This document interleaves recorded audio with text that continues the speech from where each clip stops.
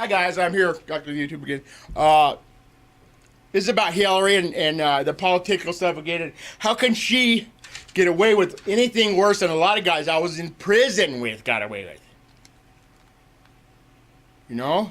I don't get that. How come? Because she's rich, that's why. Style. And, you know, Woodward not exactly a right-winger, which makes this, I think, of significance. Roll that tape. I think a lot of it with Hillary Clinton has to do with style and delivery, oddly enough. Right. She shouts. There is something unrelaxed about the way she is communicating, and I think that just jumps off this. So Bob, it's interesting. Expect Roger Stone to say, hey, that's a sexist remark. But others are saying that's a sexist remark. I am so and tired of politically correct news. Tired of these people. She's incapable of sounding sincere. She is a hard time lying with a straight face. She never sounds like she's telling the truth. She could be reading off the breakfast menu, and you would assume that she's lying. But the pitch, the intonation of the voice is what I'm focused on. She is a liar, that's why. And it's not how she like she's reading. She sounds like she's reading from shows something it. Someone else She wrote. actually is a liar. I mean, I remember here on CNN after the debate at the Reagan Library, I was on the panel and said relative to Carly Fiorina that I thought her content was strong, but that she needed to smile more.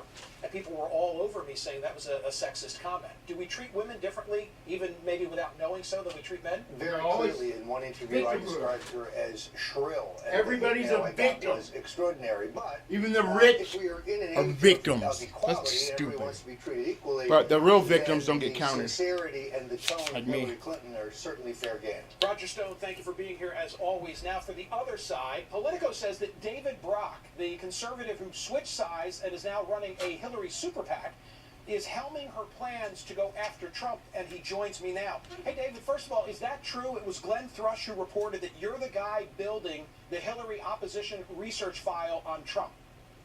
We are doing that. Yes, we are. And what have you got so far that you think hasn't been, no, but listen, that hasn't been played by one of his Republican opponents that could work in primary season? Sure. Well, look, the reality is that the Republicans have not waged a campaign against Donald Trump yet.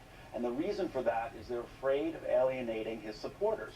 So you have Jeb Bush calling him a jerk. Everybody knows that. You have Ted Cruz saying that he's not a real conservative. That might work in a Republican primary. It's not going to be a Democratic strategy. So we are. Why does Hillary get away with felonies? This is the first campaign against Donald Trump, and I think it has two parts. Basically, part one is his record in business. That's what we have to work with. You were against same-sex marriage, now you're for it. You defended President Obama's immigration policies, now you say they're too harsh.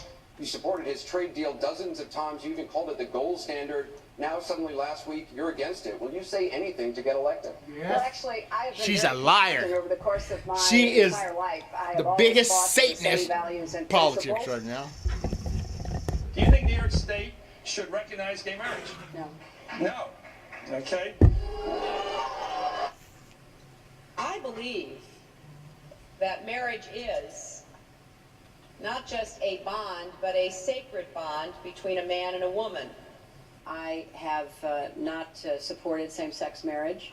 I have supported civil partnerships and contractual relationships. I support marriage for lesbian and gay couples. I support it personally and as a matter of policy and law. So you're saying your opinion on gay marriage changed, or you changed your mind? So just, I have to say, I think you are very persistent, but you are playing with my words and playing with what is such a... I'm just trying to clarify so I can understand. No, I don't think you are trying to clarify. She's the I think biggest you're trying to liar say in that I politics. used to be opposed, and now I'm in favor, and I did it for political reasons, and that's just flat wrong. So let me See, she's state lying. what I feel like you are implying. She's the biggest and liar. repudiate it. I have a strong record. I have And you know that great commitment. she's to taking that out on and somebody, I'm so she's proud of what I've done and the progress we're making. No, I'm sorry, I just want to clarify what I was saying. No, I was saying that you maybe really believed this all along, but, believed in gay marriage all along, but felt for political reasons America wasn't ready yet and you couldn't say it. That's what I was thinking. No, that is not true. It really is great how long you've supported gay marriage. Yes. I could have supported it sooner. Well, you did it pretty soon. Could have been sooner. Fair point. Just in July, New Hampshire, you told the crowd you, quote, take a backseat to no one when it comes to progressive values. I take a backseat to no one when you look at my record and standing up and fighting for progressive values. Last month in Ohio, you said you plead guilty to, quote, being kind of moderate and center.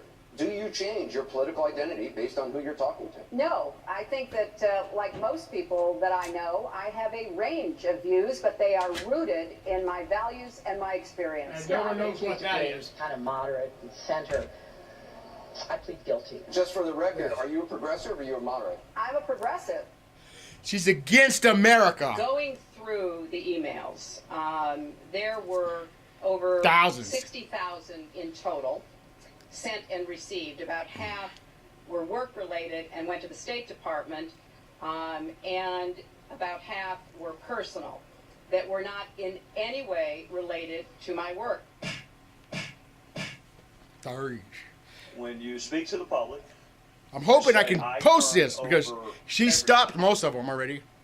That's, for the most part, a direct quote. When you talk to the public, you say, I turned over everything. 90 to 95% of my work-related emails were in the state system. If they wanted to see them, they would certainly have been able to You know do what? so. That is maybe the 10th time you have cited that figure today. Lie. It is. And I have not heard anyone other than you ever cite that figure. Who told you that 90 to 95% of your emails were in the State Department system? Who told you that? We learned that from the State Department in their analysis of the emails that were already Who? on the system. The Inspector General report found that less than 1% of State Department emails, record emails, were captured. So they give a number of less than 1%, and you give a number of 90%. I have Lied to the absolute public and confidence everybody. that everything that could be in any way connected to work is now in the possession of the State Department. Liar. This pile represents the emails that you sent or received about Libya in 2011, from February through December of 2011. This pile represents the emails you sent or received from early 2012 until the day of the attack. There are 795 emails in this pile. We've counted them. There are 67 emails in this pile in 2012. And I'm troubled by what I see here. I can only conclude by your own records that there was a lack of interest in Libya in 2012. The server contains personal communications from my husband and me. Only time I got on the internet, I did 2 emails, and I ordered Christmas presents from a reservation. Yeah, so see, there I she's found lying some right there. Embarrassing things on emails. I didn't want to be one of them.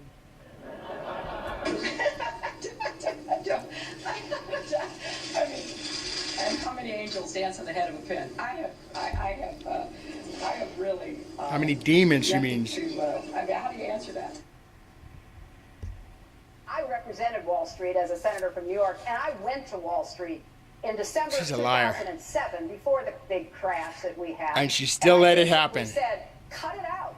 Quit foreclosing on homes. Quit engaging in these kinds of speculative behaviors. Now, who's exactly to blame for the housing crisis? I think there's plenty of blame to go around. Home buyers who paid extra fees to avoid documenting their income should have known they were getting in over their heads. Of course, we have to deal with the problem that the banks are still too big to fail. We can never let the American taxpayer and middle-class families ever have to bail out the kind of speculative behavior that we saw. But we also have to worry about some of the other players. AIG, a big insurance company, Lehman Brothers, an investment bank. There's this whole area called shadow banking. That's where the experts That's where tell she me makes next the money. potential problem could come from. So I'm with both Senator Sanders and Governor O'Malley. She don't know who in she's putting with. I'm going, guys. attention Later. onto the banks. Like and The plan subscribe. I have put forward XCon would TV, actually Timothy empower Tucker, regulators to break 7 up the Truth big or Free banks. 7. I represented All right, New York, guys, and I later. represented New York.